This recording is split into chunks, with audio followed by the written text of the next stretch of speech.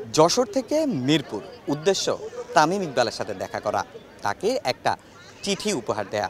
তামিমের উদ্দেশ্যে সেই চিঠিতে কি লিখেছেন তরিকুল, সেটাই এখন জানবো তার মুখ থেকে।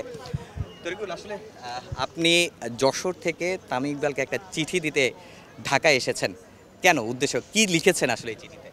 আমার নাম মোহাম্মদ তরিকুল ইসলাম। আমার বাসা যশোর জেলার শার্শা থানায়। আমি ক্লাস 6-এ যখন পড়ি তখন সময়টা ছিল 2010 সাল। সেই ছোটোবেলা থেকে বড় ভাইয়ের খেলা দেখে বড় হওয়া। আমিও আমার স্কুল কলেজ জীবনে খেলা করেছি এবং তার মতো করে বড় হয়ে উঠেছি। দীর্ঘ এই 14 বছরে তাকে অনেক ভালোবেসেছি, কিন্তু প্রকাশ করার কোনো ওয়ে পাইনি। আমি অনেকবার তার সাথে দেখা করার চেষ্টা করেছি, কিন্তু কোনো সুযোগ পাইনি।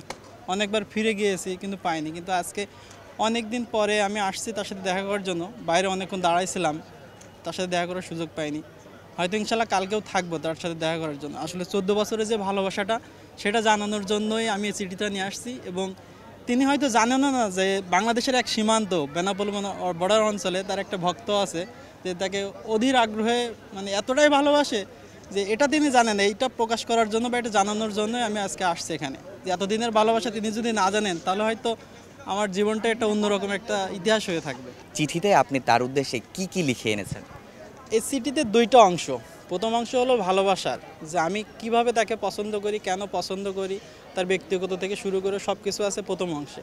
এবং দ্বিতীয় অংশে আছে আমার কিছু ব্যক্তিগত ঘটনা, যেটা এই মুহূর্তে তাকে জানানো আমি মনে করি খুবই গুরুত্বপূর্ণ। তাকে একজন ভক্ত হিসেবে যদি না জানাই, তাহলে আমার জন্য একটা ব্যর্থতা হয়ে যাবে। এজন্যই এই চিঠিটা দেওয়া তার কাছে। কথা বলছিলাম আসলে তামিম ইকবালের একটা পাগলা ভক্তর সাথে। এরকম ভক্ত কিন্তু আমরা অনেক দেখে থাকি, কারণ বাংলাদেশ ক্রিকেটে সাকিব তামিমের যে ভক্ত, এদের কথা বলে শেষ করা যাবে না। এমনই একজন ভক্ত তরিকুল ইসলাম।